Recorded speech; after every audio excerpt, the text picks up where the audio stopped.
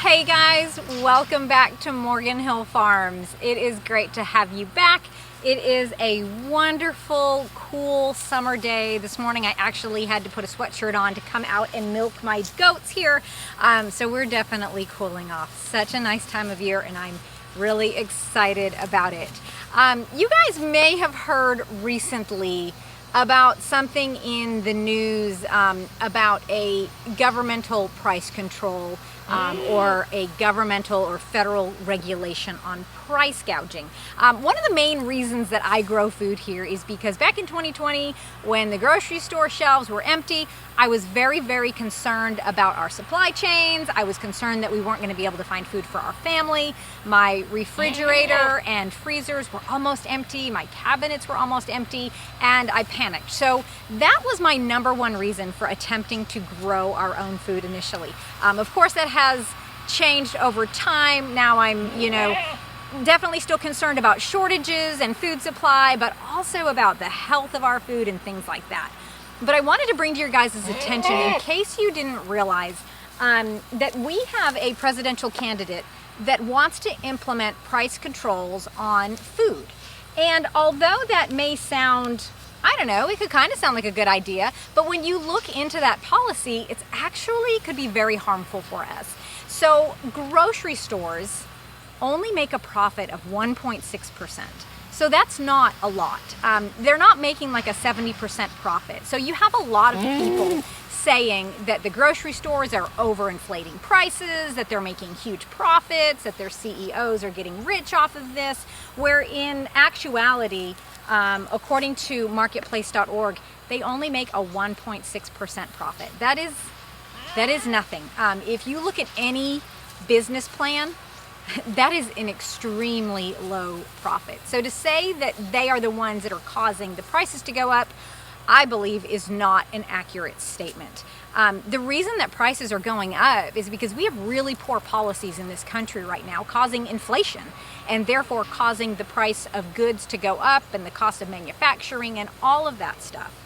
But over time in history, did you guys realize that these price controls have been implemented at various times, all the way back from the Roman Empire, all the way through, let's see, Cuba, India did it, Egypt did it, Nixon did it in '71, the UK did it during World War II, and each time, each one of those implementations of price control on food in order to make sure that the prices were accessible for their people led to two things. One, when the price controls were taken off, inflation skyrocketed. And the second thing that did was created food shortages. Now you might say, how in the world does a price control create a food shortage? Well, let me ask you this. If you are a farmer and you are spending your time and your equipment and your fuel and your money on the seeds and fertilizers, and you're growing a crop of wheat, when you take that to market, you need to sell that for over what it costs you to produce it. So you need to sell it for a profit because in essence, you're working for money. You want to pay your electric bill, you want to take care of your kids, you want to be able to feed your family, keep a roof over their head. Well, when the farmer takes it to market and now all of a sudden he is forced to sell it at an artificially low price, it actually costs him money to make this product. So what do you do as the farmer? Well, if I was the farmer, I wouldn't produce that good anymore. I would say, it's costing me money. It's more beneficial for me just not to run my equipment and just to let that field sit bare, and I'll produce enough for my family, but I'm not going to make it.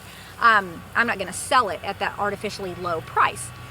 Another thing that happens is that black markets open up because of these shortages. So you have the shortages, you can't find that product, but you really want it. So you go to the black market and you end up paying a higher price for that good that is price controlled by the government. So that's a second thing that those price ceilings will result in.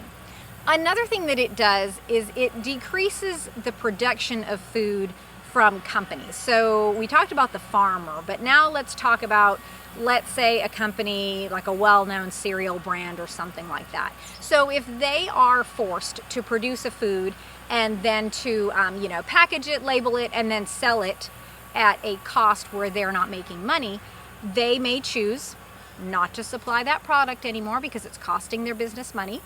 They may also choose to lower the quality of that product. I'm sure you guys over the last few years, if you've gone to the store and purchased your favorite food item, especially if it's a processed item, you have seen that the quality of this food has just gone down dramatically. Some of the things that are in it, the way that it tastes, it's just not the same. And that's because the producers are trying to find cheaper ways to produce the food because of the bad policy we have in this country are making the prices go up. So they're trying to keep their costs lower, keep the cost lower in the grocery store, and to do that they are using inferior products to make that food. And one thing else that you may not think about that price ceilings may put us at risk for is that it opens up a market for alternative food types. So we've all heard of, insects as a great protein source. And we've heard about the companies that are starting to implement those things, and pretty gross in my book. It's not something that I would want to consume, but it opens up the door for them, because if they can start producing a food cheap enough, and that can be taken to market, and there's not a shortage on that, that may be what you see in your grocery stores. So it opens up the market to push out perhaps your normal poultry and your normal beef and your normal pork to that insect protein. So just a few things to think about, a few things on my mind. And that is a good reason for us all to continue to stock up. We are currently working on stocking up on a few more grains and a few more variety of grains here. I typically have hard white wheat. That's for, bread making and pizza dough and all of that kind of stuff. But I'm trying to get into other grains just so that I can sort of, expand my knowledge on how to use different things, just to give us a good variety of foods that I can make, so we're not getting tired of the same old stuff. Another thing that we are making sure that we have are a lot of our basic staples. So of course, your sugar, your salt, cornstarch, tapioca. That is one thing that my kids love, is tapioca pudding. It's very expensive to buy that pre-made in the store, but if you buy tapioca pearls, you can actually make your own homemade. So that is a really good thing that we have in our pantry. Also spices, just all of those kinds of things and staples. Cocoa powder, that's gone way up in price because the price of chocolate has just skyrocketed. But cocoa powder is really good for your baking stuff as well as puddings. We're also stocking up on more dried fruits, like my kids love dried mangoes, dried blueberries, and those are all really good things that you can add into your own granolas. You can put them into oatmeals. They're just a good overall snack by themselves, or you can even rehydrate those things and put them into baked goods. So that's another good thing to have on hand. But anyways, guys, I just wanted to share that with you. Those are just a few things that price ceilings can affect, and I just wanted to make sure that you were aware of that in case, in November, that candidate does get elected.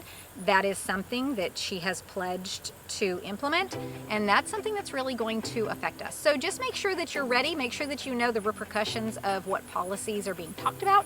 But anyways, guys, if you like this video, please like, subscribe, and share. Keep preparing, keep stocking your pantry, get those last summer items out of the garden and up on your shelves. But thank you guys so much for hanging out with me. I hope you all have a great rest of your day.